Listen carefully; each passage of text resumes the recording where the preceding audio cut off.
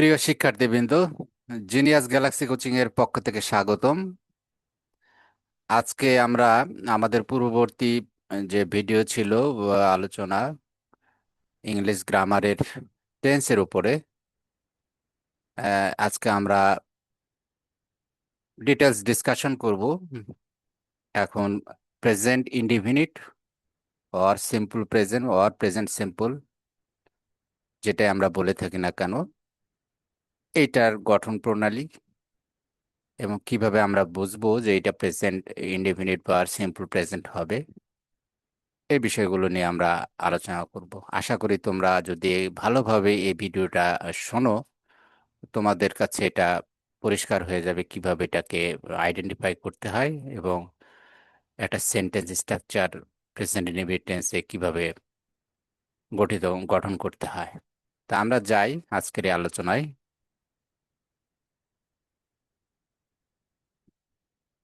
তা আমরা এর আগে গত পর্বে আলোচনা করেছিলাম টেন্স কাকে বলে। তা আবার একটু বাংলায় বলি, টেন্স কিছুই না, টেন্স হচ্ছে অ্যাকচুয়ালি টাইমিং অফ অ্যাকশন, অর্থাৎ ভার্ব। তিনটা সময়কাল আছে আমাদের এই পৃথিবীতে, আমাদের যে ইয়ে আছে। একটা হলো অতীতকাল, যে ঘটনাটা ঘটে গেছে। এটা হলো বর্তমান কাল, প্রেজেন্ট টেন্স। আর অতীত হচ্ছে পাস্ট।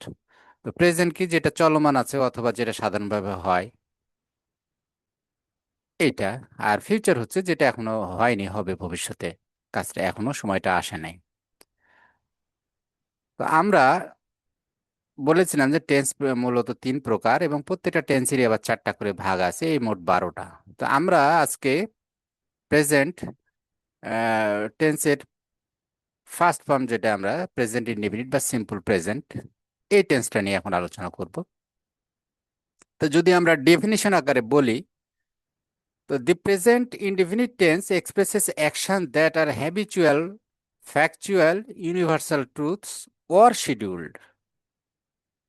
অর্থাৎ প্রেজেন্ট ইনডিফিনিট টেন্স কি প্রকাশ করে? সাধারণত যেগুলো অভ্যাসগত ব্যাপার সেইগুলা, যেগুলো সত্য ঘটনা, ফ্যাকচুয়াল। আর আছে ইউনিভার্সাল ট্রুথ, যেটা চিরন্তন সত্য। অথবা কোনো শিডিউল, কোনো নির্ধারিত কোনো কাজ, এগুলো প্রকাশ করতে, এই জাতীয় বাক্য প্রকাশ করতে আমরা প্রেজেন্ট ইনডিফিনিট টেন্স ব্যবহার করি। যেমন হ্যাবিচুয়াল ফ্যাক্ট বলতে যেমন আমরা বলি যে সে ধূমপান করে না বা সে ধূমপান করে, আমি সিনেমা দেখি না, বা সে গল্পের বই পছন্দ করে না, এটা তার একটা হ্যাবিচুয়াল। ফ্যাকচুয়ালটা কিরকম? এখন যদি বলি পানি 100 ডিগ্রি তাপমাত্রায় ফোটে, এটা একটা ফ্যাক্ট, এটা সাইন্টিফিক ভাবে প্রমাণিত। ইউনিভার্সাল ট্রুথ, যেমন আমি যদি বলি সূর্য পূর্ব দিকে উঠে, সূর্য পশ্চিম দিকে অস্ত যায়, অথবা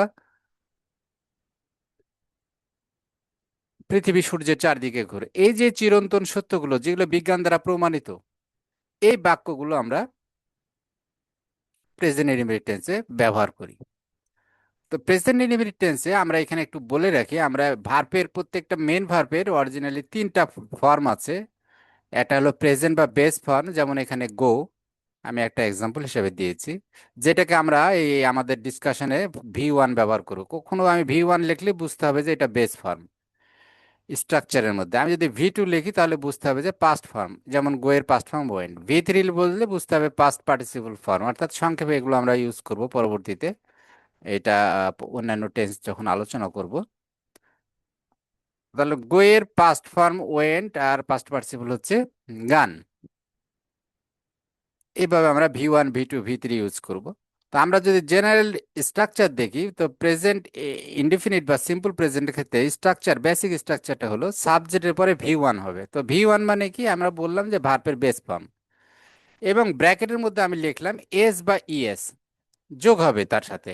কখন যোগ হবে এটা কিন্তু সবসময় ব্র্যাকেটে দিয়ে রাখছি, মানে সবসময় না, এটা নির্ভর করবে সাবজেক্টের উপরে। আমরা এর আগে শিখে আসছি, আমি যখন জেনারেল ডিসকাশন করেছি গত এপিসোডে, সেখানে বলেছি যে সাবজেক্ট যদি থার্ড পারসন সিঙ্গুলার হয় তখন ভার্বের সাথে এসিএস হবে, তখন ভার্বের সাথে এস বা ইএস হবে যদি সাবজেক্ট থার্ড পারসন সিঙ্গুলার হয়। এরপরে থাকবে অবজেক্ট বা এক্সটেনশন, কোন বাক্যের ক্ষেত্রে অ্যাসার্টিভ অ্যাফার্মেটিভ? যেমন নিচে আমরা লিখেছি আই লাইক হার, আমি তাকে পছন্দ করি, এটা অ্যাসার্টিভ বাক্য এবং এটা হ্যাঁ বোধক। আমি পছন্দ করি তাকে, এটা হ্যাঁ বোধক। করিম লাইকস মি, করিম আমাকে পছন্দ করে। যে যেমন এখানে আয়ের সাথে লাইক, এখানে কিন্তু এসিএস হয় নাই কারণ সাবজেক্ট এখানে ফার্স্ট পারসন। করিম এখানে থার্ড পারসন সিঙ্গুলার। আমরা বলেছি থার্ড পারসন কোনটা? তিনটা শব্দ বাদে, তিনটা সাবজেক্ট আই, উই আর ইউ, এই তিনটা বাদে সব থার্ড পারসন। তাহলে করিম ওই তিনটার মধ্যে নাই এবং করিম দ্বারা একজনকে বোঝাচ্ছে, এই জন্য এটা third person singular. So third person singular হলে আমরা বলে দিয়েছি যে এখানে এস অবলিক ইএস হবে, এইটা হবে তখনই যখন থার্ড পারসন সিঙ্গুলার হলে। আচ্ছা, যদি নেগেটিভ বাক্য হয়, অ্যাফার্মেটিভ নেগেটিভ হয়, তাহলে আমরা এর আগে আলোচনায় বলেছি নট শুধু শুধু জোড়া দেওয়া যায় না, অক্সিলারি ভার্বের সাথে নট লাগাতে হয়। অর্থাৎ এর আগে বলেছিলাম সুপারগুলো আঠার মতো, যে আমি ইচ্ছা করলে নটকে আমি লাগিয়ে দিতে পারবো না, আমাকে একটা অক্সিলারির সাথে লাগাতে হবে। তো প্রেজেন্ট ইনডিফিনিট আর পাস্ট ইনডিফিনিট এই দুইটা টেন্সে অক্সিলারি ভার্ব হায়ার করতে হয়, বা অক্সিলারি আর হেল্পিং ভার্ব। প্রেজেন্ট ইনডিফিনিট টেন্সে কি ডু অথবা ডাজ, আর পাস্ট ইনডিফিনিটে ডিড, কারণ ডু আর ডাজ এর পাস্ট ফর্মে ডিড, আমরা এর আগে আলোচনায় দেখেছি গত পর্বে। তো ডাজ কখন হয়? শুধু সাবজেক্ট থার্ড পার্সন হলে ডাজ হবে, আর অন্যান্য সবার বেলা ডু হবে। আমি এখানে দেখবো আই লাইক হার, এবার বললাম I do not like her, আমি তাকে পছন্দ করি না, এটা না বোধক অ্যাসার্টিভ নেগেটিভ বাক্য। তাহলে নট লাগানোর জন্য আমাকে এখানে ডু নিতে হলো অতিরিক্ত। আচ্ছা, ঠিক একইভাবে দেখো বাংলাটা যদি দেখি, এখানে আমার ছিল আমি তাকে পছন্দ করি, আর পরে বললাম আমি তাকে পছন্দ করি না, শুধু না লাগিয়েছি বাংলাতে। তো না লাগার কারণে কিন্তু ইংরেজিতে আমি শুধু নট লাগালে কিন্তু হলো না। আমি আগেরটাই লিখেছিলাম আই লাইক হার, কিন্তু আমি যদি বলি এখানে আই নট লাইক হার, তাহলে কিন্তু হবে না, আমাকে অক্সিলারির সাথে নট লাগাতে হবে, এই জন্য এখানে ডু নেওয়া হলো। ঠিক একইভাবে করিম লাইক ছিল থার্ড পারসন সিঙ্গুলার, এই জন্য এখানে ডাজ হলো। আর একটা লক্ষণীয় বিষয়, ডু ডাজ এরকম যখনই কোনো অক্সিলারি ব্যবহার হবে, তখন আর ভার্বের সাথে কখনো এস ইএস হবে না, এবং সবসময় ভার্বের প্রেজেন্ট ফর্ম হবে। অ্যাক্টিভের ক্ষেত্রে এটা, ইয়ের ক্ষেত্রে এই সিম্পল প্রেজেন্টের কথা বলছি আমি। তো এই ক্ষেত্রে ডু বা ডাজ ব্যবহার হলে, যেমন এখানে লাইক ছিল আগে, এখানে করিম লাইকস মি, এখানে হলো করিম ডাজ নট লাইক মি, এখানে কিন্তু করিম ডাজ নট লাইক মি হবে না, বা করিম ডু নট লাইকস মি এরকম হবে না। অর্থাৎ এই এই লাইকের সাথে যে এসটা ছিল, এটা অ্যাকচুয়ালি ডু এর সাথে চলে আসছে, এই ডু এর সাথে এসে ডাজ হয়ে গেছে, যেমন করিম থার্ড পারসন যেহেতু সিঙ্গুলার। তো আর একটা মজার বিষয় লক্ষণীয়, দেখো বাংলার ক্ষেত্রে ভার্বটা কিন্তু শেষে থাকে, যেমন আমি তাকে পছন্দ করি, এটা ভার্ব। তাহলে পছন্দ করি এটা ভার্ব, পছন্দ করার ইংরেজি কি? লাইক। কিন্তু ইংরেজিতে এই যে এই গঠন অনুপাতে আমাদের যে স্ট্রাকচার, সেটা ইংরেজিতে সাবজেক্টের পরে থাকে মূল ভার্বটা, সাবজেক্টের পরে থাকে মূল ভার্ব। আর অবজেক্ট থাকে সবসময় সাবজেক্টের পরে, অবজেক্ট কিন্তু সাবজেক্টকে ডিঙে আগে যেতে পারবে না। আর সাবজেক্টে কখনো ভার্বের পরে বসবে না, মূল ভার্বের সবসময় আগে থাকবে সাবজেক্ট। আর অক্সিলারি ভার্বটা ডিপেন্ড করবে, প্রশ্নবোধক যদি হয় তাহলে কিন্তু এটা যেমন 3 নম্বর বাক্যটা আমরা দেখি, প্রশ্নবোধক বাক্যের ক্ষেত্রে কি হবে? সাবজেক্টের আগে ডু বা ডাজ যাবে প্রেজেন্ট ইনডিফিনিট টেন্সে অক্সিলারি ভার্বটা। জাস্ট খালি যেমন আই লাইক হার, এখানে আমি যদি প্রশ্নবোধক করতে চাই, আমি কি তাকে পছন্দ করি? ডু আই লাইক হার, আমি অক্সিলারি ভার্বটা দিয়ে দিলাম, দিলেই ডে ইন্টারোগেটিভ হয়ে গেল। তো আর এখানে হলো ডাজ করিম, কারণ করিমের সাথে ডাজ হবে থার্ড পারসন সিঙ্গুলার। তাহলে আমাদের স্ট্রাকচার হলো ডু অথবা ডাজ আগে যাবে সাবজেক্টের, তারপরে সাবজেক্ট, তারপর ভি ওয়ান, এরপরে অবজেক্ট বা এক্সটেনশন যা থাকবে এটা আমরা দিব। আবার যদি ইন্টারোগেটিভ নেগেটিভ হয়, একই সাথে প্রশ্নবোধক এবং না বোধক, যেমন আমি কি তাকে পছন্দ করি না, এখানে প্রশ্নবোধকও আছে, না বোধকও আছে, তো সেক্ষেত্রে নট লাগবে, ডু তো লাগছে এখানে যেহেতু সাবজেক্ট এখানে আই ফার্স্ট পারসন। তাহলে নটটা আগে ডুটা আগে থাকলো ডু আই নট, অর্থাৎ নটটা কিন্তু সাবজেক্টে পড়ে, শুধু ডুটা আগে যাবে। কিন্তু যদি শর্ট ফর্মে আমি লিখি, ডু নটকে ডন্ট লিখি, তখন কিন্তু এটা আগে চলে যাবে, তখন শুধু এরকম হবে ডন্ট আই লাইক হার। ঠিক একইভাবে does Karim not like me, তো এখানে হবে তখন কি? ডাজন্ট করিম লাইক মি, এটা শর্ট ফর্মে করলে। তাহলে আমরা দেখলাম 4 ধরনের বাক্যই দেখলাম, একটা হলো অ্যাসার্টিভ অ্যাফার্মেটিভ, অ্যাসার্টিভ নেগেটিভ। অ্যাফার্মেটিভে সাবজেক্টের পরে ভি ওয়ান, ভি ওয়ানের সাথে এসিএস হবে যদি সাবজেক্ট থার্ড পারসন সিঙ্গুলার হয়। নেগেটিভ করার সময় সাবজেক্ট থার্ড পারসন হলে, সিঙ্গুলার হলে ডাজ হবে, আর সবার ক্ষেত্রে ডু, এছাড়া সবার ক্ষেত্রে ডু। প্রশ্নবোধক করার সময় ডু বা ডাজ সাবজেক্টের আগে, তো সাবজেক্টের আগে ডাজ শুধু হবে যদি সাবজেক্টটা থার্ড পারসন সিঙ্গুলার হয়, এছাড়া সবার সাথে কিন্তু ডু হবে। এবং তখন এই ডু ডাজ যখন ব্যবহার হয় তখন মূল ভার্বের সাথে কখনো এস ইএস থাকবে না। ইন্টারোগেটিভ নেগেটিভ হলে ডু ডাজের সাথে আবার নট লাগবে। ডু ডাজ একই নিয়মে, থার্ড পারসন সিঙ্গুলার হলে ডাজ, আর অন্যান্য ক্ষেত্রে সবার সাথে ডু। এবং এই নটটা কন্ট্রাকশন হলে এটা আগে চলে যাবে, আর যদি পুরোপুরি নট লিখি আমরা তাহলে সাবজেক্টের পরে থাকবে এটা। আচ্ছা, তো সিম্পল প্রেজেন্ট টেন্স একটা টেন্স যেখানে বিভিন্ন রকম নিয়ম আছে, যেমন এম ইজ আর এখানে মূল ভার্ব হিসেবে ব্যবহার হয়, হ্যাভ আর হ্যাজ মূল ভার্ব হিসেবে ব্যবহার হতে পারে। আবার এম ইজ আর নর্মালি এরা কিন্তু অক্সিলারি ভার্ব বা হেল্পিং ভার্ব, যেমন প্রেজেন্ট কন্টিনিউয়াস টেন্স করার সময় এম ইজ আর আমরা দেখবো যে এম ইজ আর লাগবে সেখানে। আবার প্রেজেন্ট ইনডিফিনিটের যখন আমরা প্যাসিভ করব, এটা আমরা যখন প্যাসিভ নিয়ে আলোচনা করব তখন দেখবো আমরা, তখন am is are auxiliary verb হিসেবে আসবে প্যাসিভ করার সময়। তো নর্মালি অ্যামিজার এবং হ্যাভ ইজ, হ্যাভ হ্যাজ, এগুলো কিন্তু অক্সিলারি ভার্ব হিসেবে ব্যবহার হয়। তো যেহেতু এরা অক্সিলারি হিসেবে ব্যবহার হয়, তো প্রেজেন্ট ইনডিফিনিট টেন্সে এরা আবার মূল ভার্ব হিসেবে ব্যবহার হয়, একমাত্র ভার্ব হিসাবে, লিঙ্কিং ভার্ব হিসেবে ব্যবহার হয়। সেক্ষেত্রে কিন্তু এদের যেহেতু দুই ধরনের চরিত্র, এরা মেন ভার্ব হিসেবে এখানে ব্যবহার হচ্ছে, আর এক জায়গায় সে অক্সিলারি হিসেবে ব্যবহার হচ্ছে। তো এইরকম ভার্বের ক্ষেত্রে নেগেটিভ করার সময় জাস্ট তার উপরে নট লাগাই দিলে হয়, এবং প্রশ্নবোধক করার সময় সেটাকে আগে দিয়ে দিলে, সাবজেক্টের আগে দিয়ে দিলে হয়। বলে এম কার সাথে হয়, এর আগে আমরা বলেছি শুধু এম হয় শুধুমাত্র আয়ের সাথে।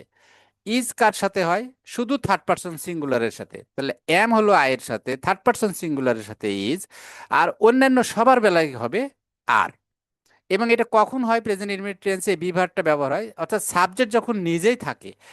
সাবজেক্ট যখন নিজেই থাকে, যেমন আমি টিচার, তো আমি নিজেই টিচার। আর সাবজেক্টের যখন কিছু থাকে তার পজিশনে বোঝায়, তখন হ্যাভ বা হ্যাজ হয়। যেমন আমার একটা ছাতা আছে, আই হ্যাভ অ্যান আমব্রেলা। তো এখানে ছাতাটা আমি ছাতা না, আমার ছাতা আছে, তখন এখানে হ্যাভ হ্যাজ ব্যবহার হচ্ছে। আচ্ছা, এখানে তাহলে এর গঠন প্রণালী যদি আমরা স্ট্রাকচারটা দেখি, তাহলে সাবজেক্টের পরে অ্যামিজার হবে, তারপরে কমপ্লেন বা এক্সটেনশন, কমপ্লিমেন্ট বা এক্সটেনশন। যেমন Salma is a doctor, Salma একজন ডাক্তার, এটা কিন্তু প্রেজেন্ট ইনডিফিনিট টেন্স বা সিম্পল প্রেজেন্ট টেন্স, এখানে একমাত্র ভার্ব ইজ, আর কোনো ভার্ব নাই। কিন্তু আমি যদি বলি Salma is singing a song, Salma একটা গান গাচ্ছে, তখন কিন্তু ইজ সিঙ্গিং, ওখানে সিং এর সাথে আইএনজি, সিং একটা ভার্ব আছে, তখন এটা কিন্তু অক্সিলারি হয়ে যাবে। বাট এখানে কিন্তু একমাত্র ভার্ব ইজ, আর কোনো ভার্ব নাই। তাহলে এইটা মূল ভার্ব হিসেবে ব্যবহার করছে। তো এইটা যখন আমি বলছি এখানে সালমার সাথে ইজ দিলাম কেন, কারণ সালমা থার্ড পারসন সিঙ্গুলার। কিন্তু আই এম এ টিচার, এখানে আই এর সাথে এম দিলাম। দে আর স্টুডেন্টস, তারা ছাত্র, দে হচ্ছে থার্ড পারসন কিন্তু এটা সিঙ্গুলার নয়, এটা প্লুরাল। সিঙ্গুলার হলে শুধু ইজ হতো, আর সিঙ্গুলার না হলে তখন আর হবে। এই জন্য এখানে হলো। তাহলে নেগেটিভ করার সময় আমরা দেখি কিভাবে করছি আমরা। নেগেটিভ হলে যেহেতু এদের বৈশিষ্ট্য, এর আগে আমরা বলছি যে এদের বৈশিষ্ট্য হলো এরা অক্সিলারি হিসেবে ব্যবহার হয়, এই জন্য আমাদের নতুন করে আর অক্সিলারি দরকার নাই, আমি জাস্ট ওটার পরে নট দিলে হবে। যেমন যদি বলি Salma is not a doctor, I am not a teacher, they are not students, that's enough. কারণ এখানে শুধু নট লাগিয়ে দিলে হচ্ছে, কারণ কি এখানে অ্যামিজার ব্যবহার হয়েছে, আর অ্যামিজার এরা হেল্পিং ভার্ব বা অক্সিলারি হিসাবে অন্য জায়গায় ব্যবহার হয়। সুতরাং নেগেটিভ করার সময় আমাকে নতুন করে আর অক্সিলারি নেওয়ার প্রয়োজন নাই। আচ্ছা, প্রশ্নবোধক করার সময় ঠিক সেটাকে আগে দিয়ে দিলে হয়ে যায়। যেমন is Salma a doctor, Salma কি একজন ডাক্তার? এম আই টিচার, আমি কি শিক্ষক? আর দ্য স্টুডেন্ট, তারা কি ছাত্র? এটাই। ঠিক একইভাবে যদি ইন্টারোগেটিভ নেগেটিভ হয়, সেম ভাবে হবে। কিন্তু এই কন্ট্রাকশনের ক্ষেত্রে, যেমন আর এন্ড দ্য স্টুডেন্ট, এজেন্ট সালমাই ডক্টর, কিন্তু এম আই এমেন্ট হয় না কখনো। এই জন্য এটা আমি ব্যবহার করিনি শর্ট ফর্ম, এম এর পরিবর্তে আসলে ওই যেখানে এম হয় সেখানে হয় আরেন্ট, আরেন্ট আই হবে এখানে যদি আমি কন্ট্রাকশন ফর্মে যাই। তো নর্মালি এটা এম নট, এটা ব্যবহার হয় না ইংরেজিতে। তাহলে আমরা বি ভার্বটা শিখলাম, am is are, am is are এই প্রেজেন্ট ইনডিফিনিট টেন্সে ব্যবহারটা যখন সাবজেক্ট, আমি আবারও বলি সাবজেক্ট যখন নিজে থাকে, আমি টিচার, আমি নিজেই টিচার, তারা ছাত্র, তারা নিজেই ছাত্র। কিন্তু যখন তাদের কোনো সাবজেক্টের অধিকারে থাকে, তখন সেটা হ্যাভ বা হ্যাজ হবে। যেমন সালমার একটা গাড়ি আছে, তাহলে কি সালমা হ্যাজ এ কার। আমার একটা পোষা কুকুর আছে, I have a pet dog. এখানে একটা জিনিস লক্ষণীয়, আমরা অনেক ছোটবেলায় যখন শিখতাম তখন কনফিউশন লাগতো যে আমার, আমার ইংরেজিতে আমরা শিখে আসছি যে মাই মানে আমার, এরকম মাই মানে আমার। এক সেকেন্ড। আমরা শিখে আসছি যে মাই মানে আমার। তো এখানে মাই না হয়ে কেন আই হলো? ব্যাপারটা এখানে এরকম, যদি এরকম বলি আমি মাই পেট ডগ, আমার পোষা কুকুর, তো এইটা কিন্তু সেন্টেন্স নয়। এই মাই ব্যবহার হয়, অর্থাৎ মাই ব্যবহার হয় আমার অর্থে এখানে, বা তার অর্থে মাই বা হিজ, এগুলো যখন ব্যবহার হয় তখন তারপরে একটা নাউন থাকতে হয়। এখানে পেট আছে, তারপরে মেন হচ্ছে না, এটা একটা নাউন ফ্রেজ, অর্থাৎ এর মধ্যে কোনো ভার্ব নাই, এটা কিন্তু একটা নাউন ফ্রেজ, মাই পেট ডগ, আমার পোষা কুকুর। কিন্তু যখন বললাম আমার একটা পোষা কুকুর আছে, এইখানে যে আছে আছে এটা ভার্ব আছে, এই জন্য আমাকে এই হ্যাভ ব্যবহার করতে হলো। হ্যাভ বা হ্যাজ, ভার্ব টু হ্যাভ। এই হ্যাভের দুইটা ফর্ম, একটা হচ্ছে হ্যাভ আর একটা হ্যাজ। থার্ড পারসন সিঙ্গুলার হলে তার সাথে হ্যাজ হয়, আর অন্যান্য সবার বেলা হ্যাভ হয়। তাহলে এখানে আমার একটা পোষা কুকুর আছে, আমি কিন্তু বলবো না যে মাই পেট ডগ, এখানে বলতে হবে I have a pet dog. এখানে মাই হচ্ছে পজিটিভ, আর মায়ের সাবজেক্ট হচ্ছে আই। যেহেতু এখানে সাবজেক্ট লাগবে আমাদের স্ট্রাকচার অনুযায়ী, এই জন্য মায়ের পরিবর্তে এখানে আই ব্যবহার করা হয়েছে, তারপরে ভার্ব দেওয়া হয়েছে হ্যাভ। আচ্ছা, ঠিক একইভাবে যদি নট হয়, তাহলে হ্যাভ হ্যাজ যেহেতু অক্সিলারি হিসেবে ব্যবহার হয়, তখন এটার পরে নট লাগানো যায়। যেমন Salma has not a car, অথবা সালমা হ্যাজ নো কার, অথবা Salma does not have a car. এখানে মজার ব্যাপার হচ্ছে যে ভার্ব টু হ্যাভ এর ক্ষেত্রে আমি ডু নট বা ডাজ নট ব্যবহার করতে পারি। তখন আমাকে ডু নট হোক আর ডাজ নট ব্যবহার করলে তখন আমাকে কিন্তু হ্যাভ রাখতে হবে। আমি কিন্তু এই যে এখানে সালমা ব্যবহার করেছি, কিন্তু এখানে আর হ্যাজ থাকবে না, কিন্তু এখানে সালমার ক্ষেত্রে কিন্তু ছিল সালমা হ্যাজ এ কার।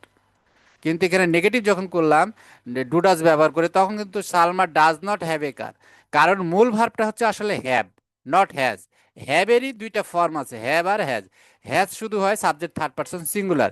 কিন্তু যখন আমি ডু ডাজ ব্যবহার করি, আমি এর আগেই বলেছি, তখন ভি ওয়ান হয় ভার্বের বেস ফর্ম। তাহলে ভার্বের বেস ফর্ম হচ্ছে হ্যাভ, ভার্বের বেস ফর্ম হচ্ছে হ্যাভ।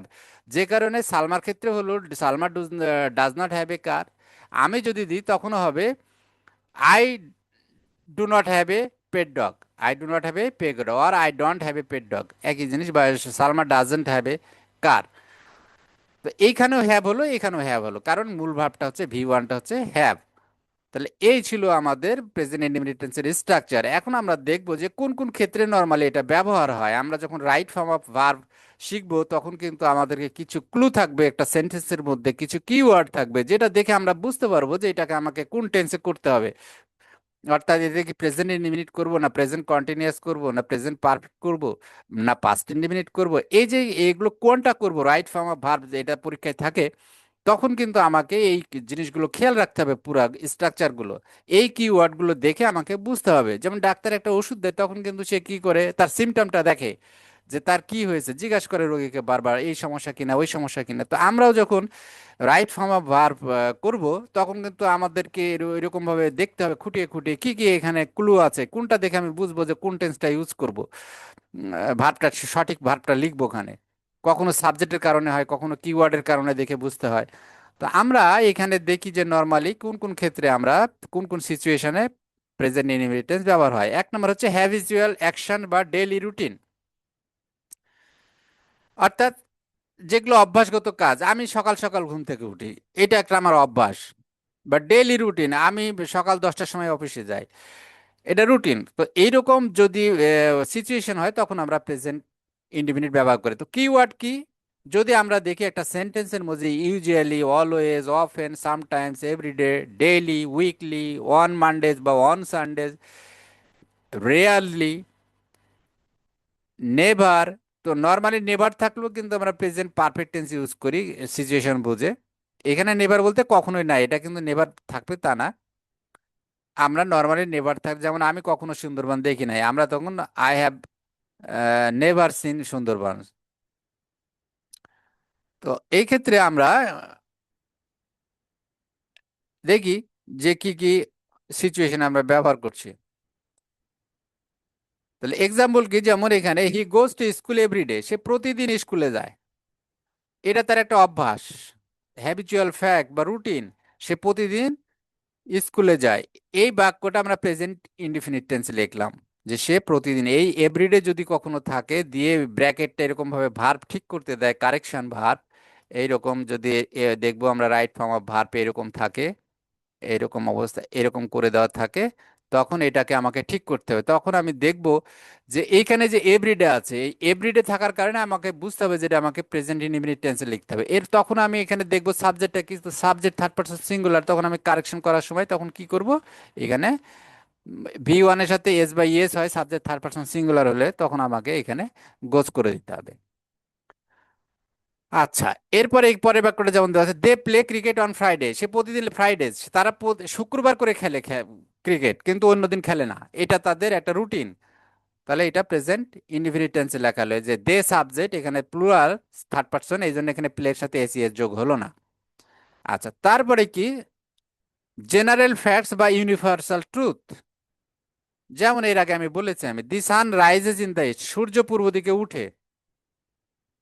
তো এখানে রাইজের সাথে, রাইজ মানে ওঠা, এস হলো কারণ কি সূর্য third person singular, the sun, I, we, you, এই তিনটার মধ্যে নাই, এবং সূর্য দ্বারা একটা বোঝাচ্ছে, এই জন্য থার্ড পারসন সিঙ্গুলার। তাহলে the sun rises in the east, water boils at 100 degree Celsius, এই যে পানি 100 ডিগ্রিতে ফোটে। তো 100 ডিগ্রি সেলসিয়াস ফোটে, এটা সত্য ঘটনা, এটা সাইন্টিফিক ভাবে প্রমাণিত। এই জন্য যে ওয়াটার, এটা আনকাউন্টেবল নাউন, ম্যাটেরিয়াল নাউন, যে কারণে এখানে সিঙ্গুলার ধরা হয়, তাহলে থার্ড পারসন সিঙ্গুলার ধরা হয়, এই জন্য বয়েলের সাথে এস হলো। আচ্ছা, পার্মানেন্ট সিচুয়েশন, যেমন হি লিভস ইন রাজশাহী, সে কোথায় থাকে, রাজশাহীতে বাস করে, এটা একটা, এটা তার পার্মানেন্ট ঠিকানা বোঝাচ্ছে। He works at A bank, সে কি করে, সে ব্যাংকে কাজ করে। তো এরকম পার্মানেন্ট বা জেনারেলি, ইউজুয়ালি, এগুলো ভাবের মধ্যে যদি থাকে, এখানে এই শব্দগুলো না থাকলেও যদি এই জাতীয় মিনিং হয় যে সে রাজশাহীতে থাকে, সে জেনারেলি বা পার্মানেন্টলি সে রাজশাহীতে থাকে, সে ব্যাংকে কাজ করে, সে ইউজুয়ালি এটা তার পেশা। তো এই জাতীয় বাক্যের ক্ষেত্রে এখানে আমরা সিম্পল প্রেজেন্ট টেন্স ব্যবহার করছি। দুইটাইতে দেখো এখানে সি থার্ড পারসন সিঙ্গুলার ছিল, এই জন্য লাইভ হলো। কিন্তু যদি বলতাম যে আমি রাজশাহীতে বাস করি, তখন হতো আই লিভ ইন রাজশাহী, তখন কিন্তু আর এসিএস হতো না। কারণ এখানে দুইটা সাবজেক্টই থার্ড পারসন সিঙ্গুলার, একটা হি হচ্ছে পুরুষ মানুষের ক্ষেত্রে, সি হচ্ছে মেয়ে মানুষের ক্ষেত্রে ব্যবহার করছে, মেয়েদের ক্ষেত্রে।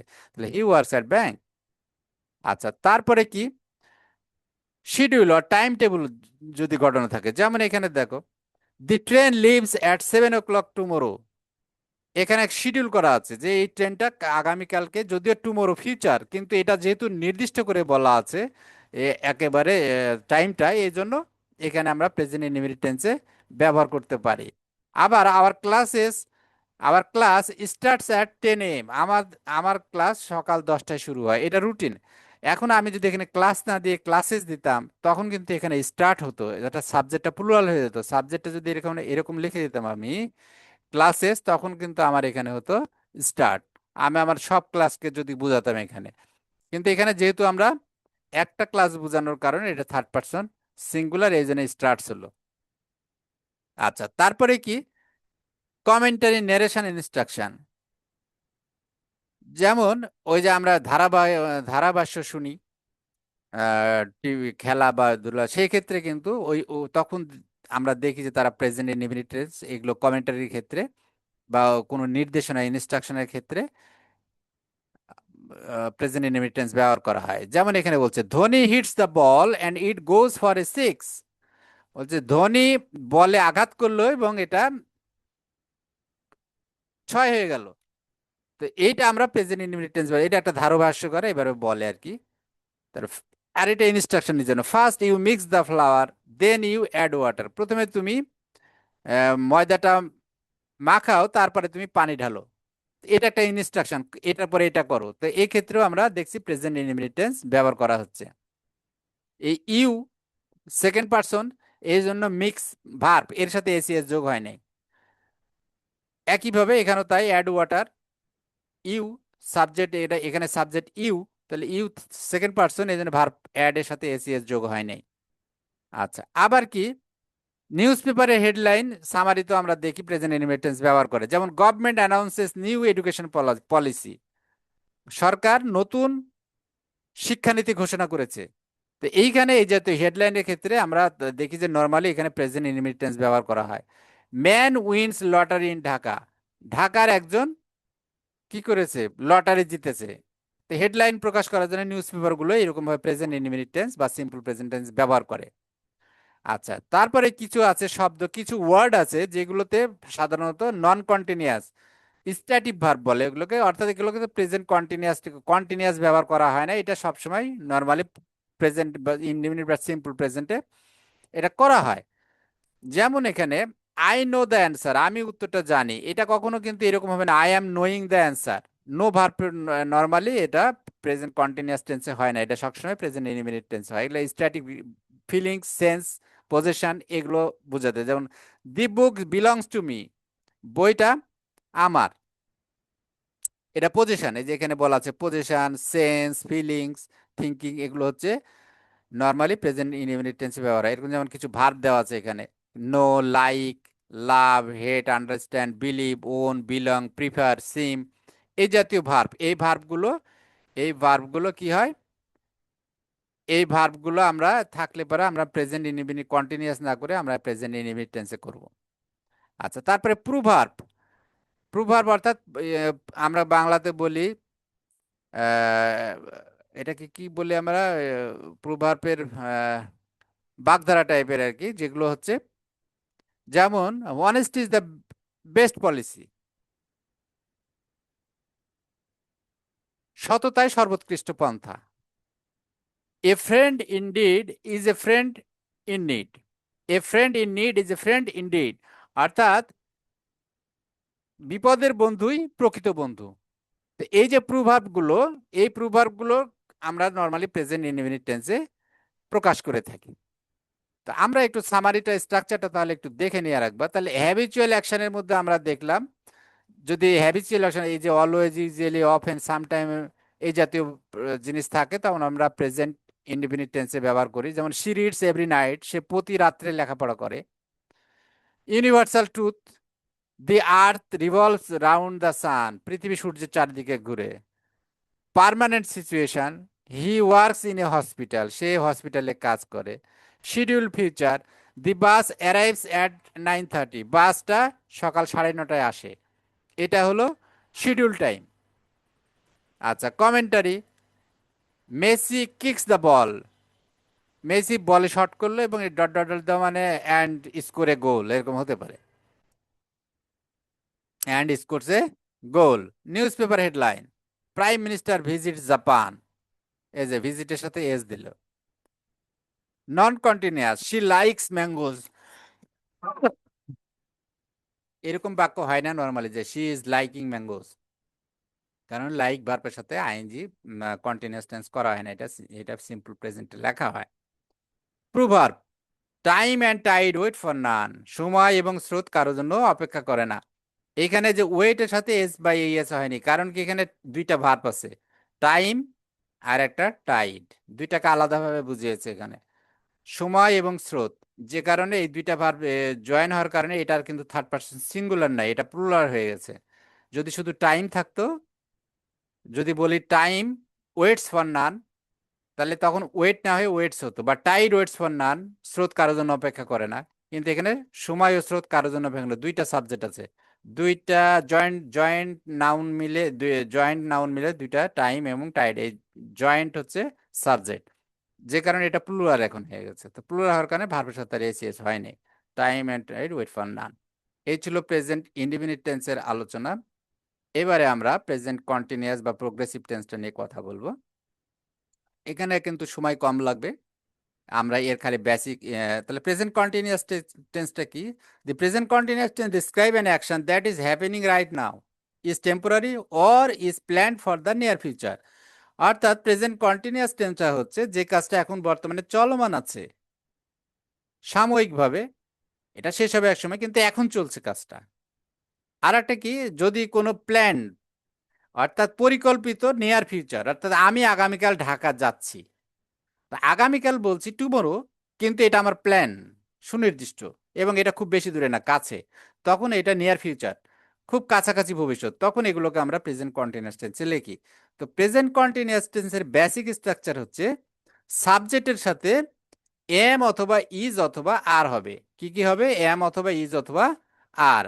এমটা আগে দিই তাহলে আমাদের শুনতে ভালো শোনাবে। হ্যাঁ, এম অথবা ইজ অথবা আর। আর কি হবে, ভার্বের সাথে আইএনজি যোগ হবে। অর্থাৎ আর একটা জিনিস তোমরা মনে রাখবা, কন্টিনিউয়াস টেন্স, যে কোনো continuous tense, present continuous, present perfect continuous, বা future continuous, future perfect continuous, past continuous, past perfect continuous, যে কোনো কন্টিনিউয়াসের অ্যাক্টিভ ব্যাকে ভার্বের সাথে আইএনজি হবেই। এটা কন্টিনিউয়াসের বৈশিষ্ট্য, ভার্বের সাথে আইএনজি থাকবেই। শুধু এই অক্সিলারির ডিফারেন্স দেখে, অক্সিলারি ভার্ব বা হেল্পিং ভার্ব আলাদা হবে, এটা দেখে আমরা বুঝবো কোন টেন্স। তো প্রেজেন্ট কন্টিনিউয়াস টেন্সের ক্ষেত্রে সাবজেক্টের সাথে হবে এম অথবা ইজ অথবা আর। তো আমরা এর আগে শিখে আসছি এম কখন হবে, শুধু আই এর সাথে এম হবে। ইজ কখন হবে, একই রুল, থার্ড পারসন সিঙ্গুলার হলে ইজ হবে, আর অন্যান্য ক্ষেত্রে আর হবে। আচ্ছা, যেমন এখানে আমি যদি বলি I am writing a letter, she is singing a song. অর্থাৎ আমি একটা চিঠি লিখছি, সে একটা গান গাচ্ছে বা গাইতেছে। এটা প্রেজেন্ট কন্টিনিউয়াস টেন্স। এগুলো এখানে আই অ্যাম হলো আই এর কারণে, এখানে শি এর সাথে ইজ হলো। ঠিক যদি বলি they are playing cricket now, they are playing, P L A Y, playing, C R I C K E, T. এগুলো প্রেজেন্ট কন্টিনিউয়াস টেন্স। তো আমি কিভাবে চিনলাম? চেনার সোজা বুদ্ধি, আমি দেখবো যদি এই এম অথবা ইজ অথবা আর এই তিনটার যে কোনো একটা থাকে এবং ভার্বের সাথে আইএনজি থাকে, তাহলে আমরা বুঝে নেবো যে এটা প্রেজেন্ট কন্টিনিউয়াস টেন্স। আচ্ছা, তো এখন কোন কোন ক্ষেত্রে ব্যবহার হয়? আচ্ছা, আর একটু বলে রাখি, রুল কিন্তু বেসিক রুল একই। যদি আমি এটা নেগেটিভ করতে চাই, যে আমি চিঠি লিখি, বললাম I am writing a letter, আমি চিঠি লিখিতেছি, এবার বললাম আমি চিঠি লিখিতেছি না, তখন আমি শুধু নট দিয়ে দিব, কারণ অক্সিলারি যেহেতু এখানে আছেই, এম ইজ আর অক্সিলারি থাকবে প্রেজেন্ট কন্টিনিউয়াসে। তাহলে অক্সিলারি যখন থাকবে আমি ওর সাথে নট লাগিয়ে দেবো, বাস finish. I am not writing a letter, she is not singing a song. একইভাবে যদি প্রশ্নবোধক করতে হয়, তখন কি করবো, আমি এম কে আগে দিয়ে দেবো। Am I writing a letter, is she singing a song, are they playing cricket now. অর্থাৎ বেসিক রুল একই। কি রুল? যে নেগেটিভ করতে হলে আমার অক্সিলারির সাথে নট, প্রশ্নবোধক করতে হলে অক্সিলারি সাবজেক্টের আগে। তাহলে কন্টিনিউয়াসের ক্ষেত্রে যেহেতু অক্সিলারি আমার থাকবেই, এম অথবা ইজ অথবা যে কোনো একটা, তাহলে নেগেটিভ করতে হলে ওর সাথে নট, প্রশ্নবোধক করতে হলে ওটাই সাবজেক্টের আগে দিয়ে দেবো। আচ্ছা, তাহলে সিচুয়েশন কখন এটা ব্যবহার হয়? অর্থাৎ অ্যাকশন হ্যাপেনিং নাও, যেটা এখন চলছে। যেমন হি ইজ রিডিং এ বুক নাও, এই যে নাও, সে এখন বই পড়ছে বা পড়িতেছে, এটা চলমান আছে, কাজটা এখন চলমান আছে, সে কাজটা এখন করছে। এটা present continuous tense. They are playing football at the moment, এই মুহূর্তে তারা ফুটবল খেলছে, অর্থাৎ এখন চলমান আছে, খেলাটা শেষ হয়নি। The price of rice is increasing day by day, দিন দিন চালের দাম বৃদ্ধি পাচ্ছে বা পাইতেছে, চলমান আছে। আচ্ছা, টেম্পোরারি সিচুয়েশন, যেমন এখানে বলছে যে I am staying with my uncle this week. অর্থাৎ সে কিন্তু নর্মালি এখানে থাকে না, তার আলাদা জায়গা আছে, কিন্তু বলছে যে এই সপ্তাহে আমি আমার আঙ্কেলের সাথে আছি বা থাকছি। তো এটা টেম্পোরারি। এই যে কিভাবে বলে দিস উইক, তারপর বলছে he is working on a new project nowadays, সে এখন একটা প্রজেক্টে কাজ করছে। এটা টেম্পোরারি। সে নর্মালি একটা পার্মানেন্ট চাকরি করে, কিন্তু এখন তাকে একটা প্রজেক্টে দেওয়া আছে, প্রজেক্টের মেয়াদ হয়তো 3 মাস বা 6 মাস বা 1 বছর বা 2 বছর 3 বছর। তার মানে কি, এটা টেম্পোরারি। তো টেম্পোরারি সিচুয়েশন বোঝাতে তখন প্রেজেন্ট কন্টিনিউয়াস টেন্স ব্যবহার করা হয়। তারপরে কি? আচ্ছা, নিয়ার ফিউচার, যেমন এই যেটা এর আগে বললাম, we are visiting Dhaka tomorrow, এখানে খেয়াল করে দেখো উই আছে, এই জন্য এখানে আর হলো। আই থাকলে কিন্তু এম হতো, I am visiting Dhaka tomorrow. আমরা, উই, আই এর সাথে এম হয়, থার্ড পারসন সিঙ্গুলারের সাথে ইজ হয়। তাহলে এখানে যে we are visiting Dhaka tomorrow, আমরা আগামীকাল ঢাকা যাচ্ছি। They are meeting the manager next Monday, এটা scheduled, near future, next Monday. এটাকে কিন্তু আমরা এরকম ক্ষেত্রে ফিউচার ইনডিফিনিট টেন্সও কিন্তু ব্যবহার করা যায়, আমরা পরবর্তীতে শিখবো। কিন্তু এটা আবার প্রেজেন্ট কন্টিনিউয়াস টেন্সেও লেখা যায়, যদি যেহেতু এটা নিয়ার ফিউচার এবং এটা শিডিউলড। আচ্ছা, এরপরে রিপিটেড অ্যাকশন, যে কাজটা ক্রমাগত ভাবে হয়, যেমন he is always forgetting his homework, সে সর্বদাই তার বাড়ির কাজ করতে সে ভুলে যায়। They are constantly arguing with each other, তারা ক্রমাগত একজন আরেকজনের সাথে তর্ক করছে। অর্থাৎ এই যে কনস্ট্যান্টলি, ফর এভার, কন্টিনিউলি, এগুলো কিছু শব্দ আছে বুঝালে, যেগুলো রিপিটেশন বা কাজের রিপিটেশন বোঝাচ্ছে, বারবার যে ঝগড়া ইয়াতে একজনের সাথে ইয়ে তর্ক করছে কনস্ট্যান্টলি, মানে এ বলছে ও বলছে, এ বলছে ও বলছে, এভাবে চলতেছে, তাহলে এগুলো আমরা প্রেজেন্ট কন্টিনিউয়াস টেন্সে ব্যবহার করি। আচ্ছা, দি climate is getting warmer every ইয়ার, অর্থাৎ একটা জিনিস ক্রমাগতভাবে বাড়ছে, ক্রমাগতভাবে বাড়ছে বা কমছে, একটা স্টেডি অবস্থা, তখন সেটাকে আমরা প্রেজেন্ট কন্টিনিউয়াস টেন্সে লিখি। অর্থাৎ ওয়েদার আমরা দেখতেছি যে ক্রমাগত গরম বাড়তেছে, প্রতি বছরই দেখা যায় একটু একটু করে গরম বাড়তেছে, তাই তাই বলতেছে the climate is getting warmer every year. Her English is improving day by day, তার ইংরেজি দিন দিন উন্নতি হচ্ছে, অর্থাৎ সে প্র্যাকটিস করতেছে, তার ইংরেজিটা ডে বাই ডে উন্নতি ক্রমাগতভাবে বাড়ছে। তাহলে এখানে বলছে যে যদি getting, improving, increasing, growing, rising এগুলো শব্দ যদি থাকে বা ভাব থাকে, তখন আমরা প্রেজেন্ট কন্টিনিউয়াস টেন্সে লিখি। আচ্ছা, এরপরে আরো কি বাক্য আছে, যেমন the children are playing and the birds are singing in the garden, অর্থাৎ কোনো জিনিসকে যদি বর্ণনা করতে যায় যে ছেলেমেয়েরা খেলাধুলা করছে এবং পাখিরা গান গাচ্ছে বাগানে, তো এই কোনো জিনিস স্টোরি টেলিং অর্থাৎ একটা গল্প বলার ক্ষেত্রে প্রেজেন্ট কন্টিনিউয়াস টেন্স ব্যবহার করা হয়। আচ্ছা, তারপরে polite polite enquiries or question, কখনো ভদ্রতা সূচক কোনো কিছু জানতে গেলে প্রেজেন্ট কন্টিনিউয়াস টেন্স ব্যবহার করা হয়। যেমন what are you doing now, তোমরা এখন কি করছো। হু ইজ ওয়েটিং আউটসাইড, কে বাইরে অপেক্ষা করছে, অর্থাৎ কোনো কিছু জানতে চাওয়া, অথবা কোনো ভদ্রভাবে কোনো কিছু জানতে চাওয়া বা প্রশ্ন জিজ্ঞাসা করার ক্ষেত্রে প্রেজেন্ট কন্টিনিউয়াস টেন্স ব্যবহার করা হয়। তাহলে আমরা যদি সামারিটা দেখি একটু, তাহলে সামারি কিওয়ার্ড, সামারি টেবিল, এখানে আমরা অ্যাকশন হ্যাপেনিং, এটা যেমন শি ইজ রাইটিং নাও, সে এখন লিখছে, কাজটা চলমান। Temporary action, I am staying with my friends this week, আমি এই সপ্তাহে আমার বন্ধুর কাছে আছি। Planned future, we are meeting the teacher tomorrow, আমরা শিক্ষকের সাথে আগামীকালকে দেখা করব, এটা আমাদের schedule. Repeated action, he is always talking in class, সে সর্বদা ক্লাসে কথা বলে, এটা রিপিটেটিভ, এই জন্য এটা কন্টিনিউয়াস টেন্স ব্যবহার করা হয়েছে। চেঞ্জিং বা developing situation, the population is increasing rapidly, জনসংখ্যা খুব দ্রুত গতিতে বাড়ছে, এই যে বাড়ছে ক্রমাগত, এই যে বাড়ছে বলছি, তখন তার মানে বাড়িতেছে, প্রেজেন্ট কন্টিনিউয়াস টেন্স ব্যবহার করলাম আমরা। দি পপুলেশন থার্ড পারসন সিঙ্গুলার, এই জন্য ইজ ব্যবহার হলো। ইনক্রিজের সাথে আইএনজি, ইনক্রিজিং, লাস্টে ই থাকলে আই হয়ে যায়। ইনক্রিজ বানান আসলে INCREASE, কিন্তু আইএনজি করার সময় ইটা আই হয়ে যায়, লাস্টে ই থাকলে সেটা আই হয়ে যায়। তাহলে the population is increasing rapidly. Then background action বা ন্যারেশন, কোনো কিছু বর্ণনা করার ক্ষেত্রে, the dog is barking while the boy is sleeping, বলছে যে বালকটা যখন ঘুমাচ্ছিল তখন কুকুর ডাকছিল, ডাকাডাকি চিৎকার করছিল, এটা ডেসক্রিপশন দিচ্ছি আর কি। Polite request inquiry, what are you doing at this moment, এখন তুমি কি করছো, জানতে চাওয়া, এক্ষেত্রে আমরা প্রেজেন্ট কন্টিনিউয়াস টেন্স ব্যবহার করি। তো এই পর্যন্ত আমাদের আজকের এই এপিসোডের ডিসকাশন। নেক্সট টাইম আমরা প্রেজেন্ট পারফেক্ট এবং প্রেজেন্ট পারফেক্ট কন্টিনিউয়াস নিয়ে আলোচনা করব। হোপফুলি তোমরা আমার সাথে থাকবে পরের ভিডিওতে, এবং যদি তোমাদের আমার এই আলোচনা যদি তোমাদের পছন্দ হয়ে থাকে, আশা করি তোমরা আমার চ্যানেলটা সাবস্ক্রাইব করবে, পাশাপাশি তোমাদের বন্ধু বান্ধবকে বলবে সাবস্ক্রাইব করার জন্য, যাতে তারাও উপকৃত হয়। জ্ঞান শেয়ারিং করলে কমে না, বরং বৃদ্ধি পায়।